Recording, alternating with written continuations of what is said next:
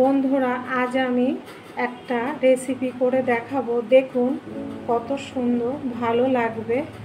দেখুন এই মাশরুমটা কত বড়, আপনারা কি দেখেছেন কোনো দিন এত বড়? কমেন্টসে জানাবেন যে মাশরুমটা এত বড় দেখেছেন কিনা। দেখুন কত বড় মাশরুম। এই মাশরুমটা রেসিপি করে দেখাবো। এবার আমি কাটবো মাশরুমটা।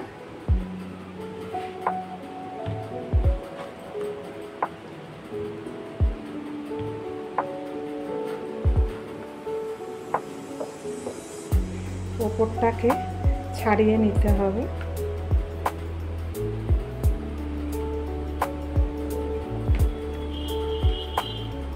ওপরে একটু নোংরা আছে, এরকম করে ছাড়িয়ে নিলেই হবে। এগুলোর কিছু ফেলানি যায় না।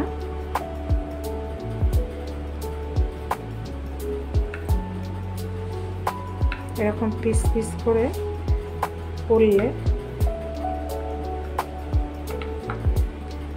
ছোটগুলো তো আমরা এরকম ছাড়িয়ে ছাড়িয়ে করেছি, বড় বলে মাংসের মতন করে রান্না করব।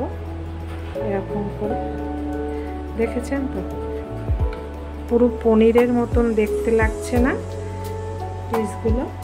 এত বড় মাশরুমটা। এবার আমি সব কেটে নেব, কেটে নিয়ে দেখাবো। সব কাটা হয়ে গেছে। এত বড় মাশরুমটা আমি এত বড় কোনো দিন দেখিনি। পনিরের মতন করে সাইজ করে করে কাটলাম। এবার রান্না করব, দেখবেন ভালো লাগবে। শুরু থেকে শেষ পর্যন্ত দেখবেন আমি কিভাবে করছি। জলটা ফুটে গেছে, আগে বসিয়ে দিয়েছি। এবার মাশরুমগুলো দেব।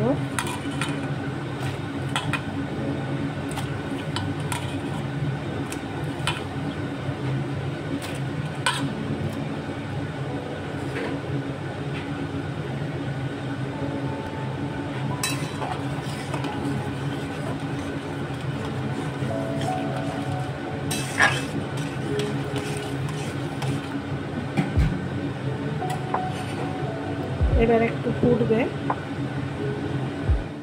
তেলটা গরম হয়ে গেছে, আগেই দিয়ে দিয়েছি দুটো তেজপাতা, একটা শুকনো লঙ্কা দিলাম, জিরের ফোড়ন দিলাম,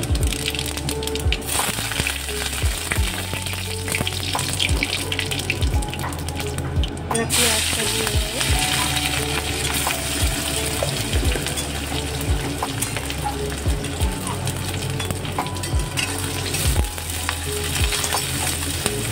পেঁয়াজটা ভাজা ভাজা হবে।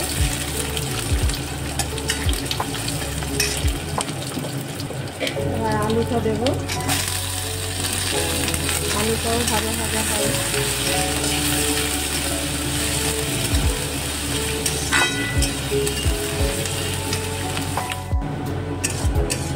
ভাজা ভাজা হয়ে গেছে আলুটা, পেঁয়াজটা। এবার মশলাগুলো দেবো।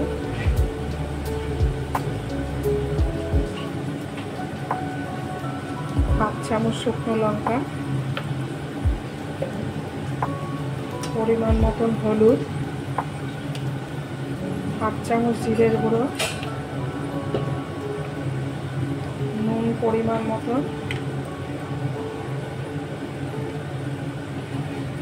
চিনি দেবো পরিমাণ মতন,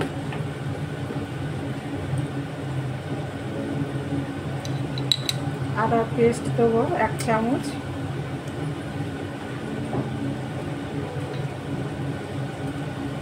রসুনের পেস্ট দেবো হাফ চামচ,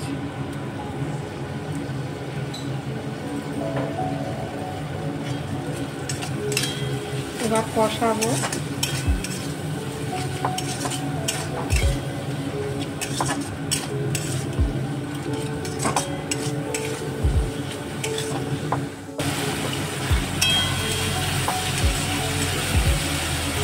মশলাটা কষানো হয়েছে, মাশরুমগুলো কষিয়ে নিতে হবে।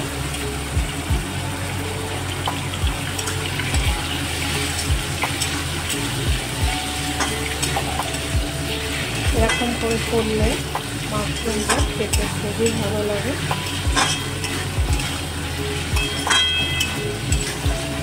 এবার একটু ঢেকে দেবো।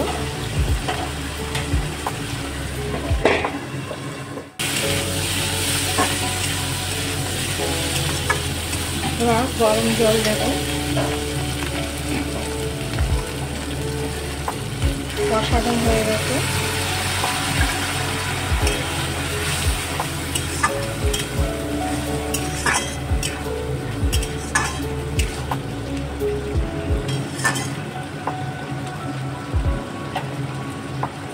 এবার ঢেকে দেবো। এবার দেখবো হয়েছে কিনা। ঢাকাটা খুলে ফেলি। ঢাকা খোলার পরে দেখুন কত সুন্দর হয়েছে কালারটা।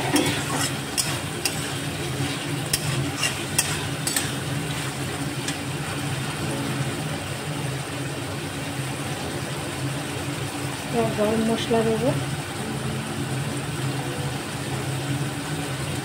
1 চামচ গরম মশলা।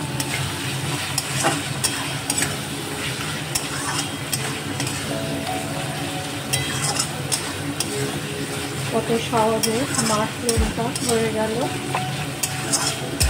এরকম করে আপনারা করবেন, খেতেও ভালো লাগে। হয়ে গেছে আমার রান্না।